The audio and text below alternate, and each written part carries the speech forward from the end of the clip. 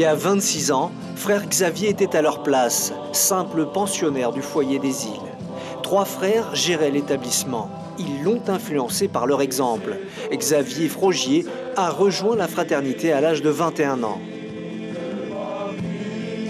Cette ambiance m'a vraiment aidé dans ma recherche de ma voie, de ma vocation. Et voir aussi les frères parmi nous m'a interpellé, m'a amené une inquiétude, comme on pourrait dire, inquiétude vocationnelle. Et cette inquiétude s'est dissipée au fur et à mesure des années. Autre lieu de recueillement, le foyer de discernement vocationnel. La directrice, Veima Tarihi, a hésité 9 ans avant de se décider à consacrer sa vie à Dieu. Elle avoue qu'auparavant, elle s'imaginait épouse et mère. Rien ne laissait présager que cette professeure d'anglais rentrerait dans les ordres. Marie, je te confie également notre foyer. Continue aussi d'accompagner celles qui pensent à la vie religieuse. Autant j'ai su ce que ça pouvait être d'aimer un homme, autant je me suis dit, ce que le Seigneur me propose est plus fort et plus beau encore. Pour moi, le signe, ça a été vraiment cette joie intérieure que de se savoir aimer d'un Dieu qui a tout donné pour moi. Et ça me paraissait presque naturel de pouvoir être avec ce Dieu.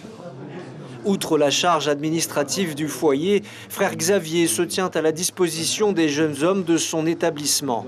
Quelques-uns lui posent parfois quelques questions concernant sa vocation. Comment est-ce qu'il lui est arrivé de devenir frère? Est-ce qu'il a senti quelque chose? Parce que je voulais aussi d'un côté confirmer un peu moi de mon côté.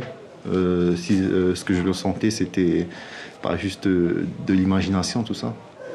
La plupart des jeunes s'entretiennent avec lui pour leurs études ou pour des problèmes personnels. Tous trouvent du réconfort auprès de son oreille attentive et ils disent de lui: Tu nous accueilles non pas parce que nous sommes mal habillés, nous avons un mauvais langage, nous avons une mauvaise éducation. Tu nous accueilles parce que dans notre intention, pour venir te voir, c'est chercher la vérité, donc chercher l'amour, chercher une personne qui écoute et qui essaye de nous faire sortir de nos petits problèmes. Trouver sa voie et être utile, tel est le but de chacun dans la vie. Comme frère Xavier, Veima Tarihi se dit aujourd'hui comblée. Elle ne regrette absolument pas son changement de vie. J'enseigne plus l'anglais, mais j'enseigne la catéchèse, je donne des formations, voilà.